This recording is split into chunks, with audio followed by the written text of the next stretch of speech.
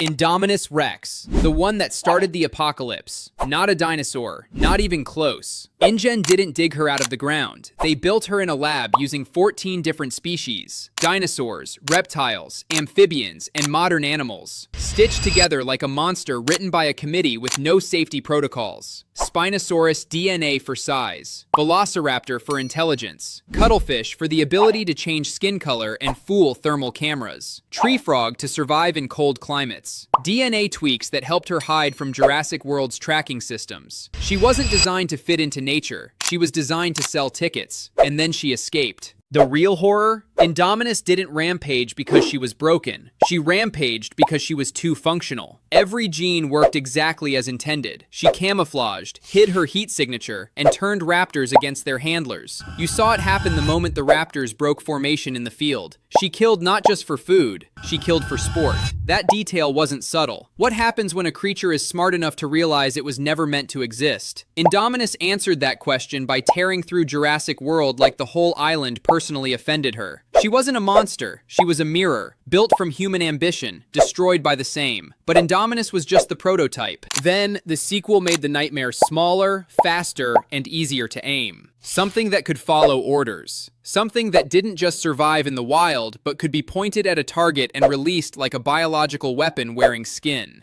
So they made the Indoraptor, and made everything worse. But that was only the version they showed the public. Indoraptor! The world's most obedient killing machine, except it wasn't obedient at all. Dr. Henry Wu took the Indominus blueprint and shrunk it into a raptor-sized weapon. Smaller, faster, designed to follow a laser target like a guided missile with teeth. Point the laser, the Indoraptor kills whatever the dot lands on. A weapon you could auction off to any government, any private military contractor, any billionaire with a target list and no conscience. The perfect military dinosaur. Except it was psychologically shattered. The first Indoraptor was a prototype, an incomplete one. It had been raised in isolation. No contact, no care, no kindness. Just a cage and a training protocol built entirely on pain and reward. It didn't just kill. It enjoyed the fear before the kill. A normal predator hunts to survive. The Indoraptor hunted like it enjoyed the game. It played dead. It smiled.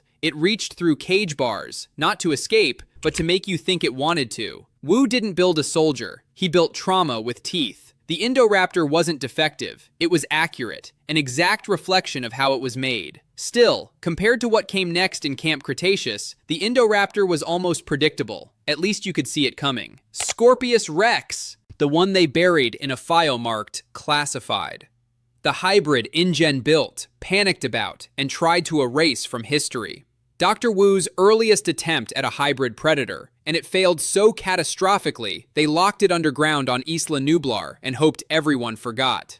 They didn't. Two were accidentally released during the events of Camp Cretaceous. The Scorpius Rex was built from theropod DNA, combined with scorpion fish genetics. Yes, fish. Giving it venomous quills it could launch from its body like biological darts. Get hit, you hallucinate. Your muscles fail. Then comes the predator. It was territorial, even by hybrid standards, and reproduced asexually. That last part is the nightmare detail. One Scorpius Rex becomes two. Isolation doesn't solve the problem, it accelerates it. Its design was already unstable, its body constantly in pain, its mutations destroying it from the inside. It didn't have a long natural lifespan. It didn't need one. In the time it existed, it destabilized the entire ecosystem of Isla Nublar in days, attacking campers, predators, and anything that moved. The cover-up made perfect sense. InGen couldn't weaponize it, couldn't contain it, couldn't even study it safely, so they buried it. But secrets in the Jurassic franchise have a habit of walking out of their cages. The Scorpius Rex was proof that some experiments don't fail because the science breaks down. They fail because the science works, and the result is something you were never supposed to create in the first place. And the next hybrid pushed that mistake into an even darker place. Distortus Rex, the franchise's most disturbing hybrid, and one of its least talked about. Distortus Rex appeared in Jurassic World's animated universe. Another Wu creation, another classified project. And this one was built with a specific flaw intentionally left in. Its brain and body didn't sync properly, and that was intentional. The idea. If the creature couldn't fully trust its own instincts, remote control would matter more. Make the predator confused, keep the predator dependent. It moved with jerky, glitch-like movement, its body constantly fighting itself, and it was terrifying for exactly that reason. You couldn't predict it because it couldn't predict itself. The soldiers sent to handle it couldn't adapt because there was no pattern to read. It made Indominus look like a golden retriever, and the corporate logic behind it, damaging its brain on purpose just to control it, said more about InGen's ethics than any single decision in the franchise. The Distortus Rex didn't escape because it was dangerous. It escaped because confusion is its own kind of strength. No pattern, no prediction, no safe move. That wasn't a bug, that was the feature. But if Distortus Rex was the experiment they deliberately broke, Mutadon was the one they assembled from pieces no one thought to combine.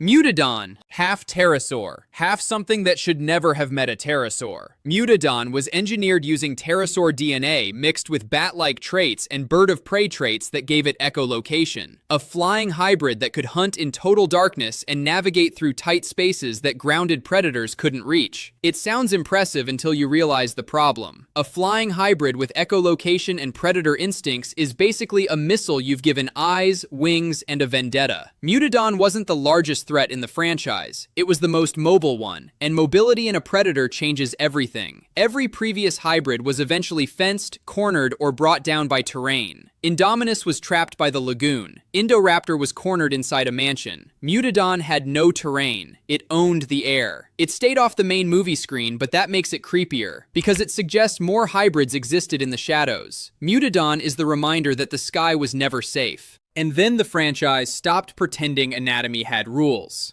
Spinoceratops, a Spinosaurus fused with a Triceratops. Nobody asked for this combination. InGen built it anyway. Two of the most visually iconic dinosaurs in history, genetically stapled together into one animal that combined the Spinosaurus's sail and semi-aquatic traits with the Triceratops's three-horned armored face. The result was an animal that made no sense in nature, but in a fight, it was terrifying. The frill provided structural defense. The sail helped regulate body temperature, meaning it could take hits and manage heat better than a normal predator. The sheer size made it a threat that couldn't be flanked or outrun. Charging it from the side would still put you near horns, claws, or a sail-backed body mass. Spinoceratops appeared in Jurassic World the game and side canon material, sitting at the edge of the franchise's expanded universe. It was never the centerpiece, but it didn't need to be. Its existence made the point the entire franchise was quietly building toward. InGen didn't need a reason to create something. They needed a budget and a DNA sample. Reason was optional. Which hybrid was the biggest mistake InGen ever created? Indominus Rex, Indoraptor, Scorpius Rex, Distortus Rex, Mutadon, or Spinoceratops? I want to see the most dangerous answer in the comments.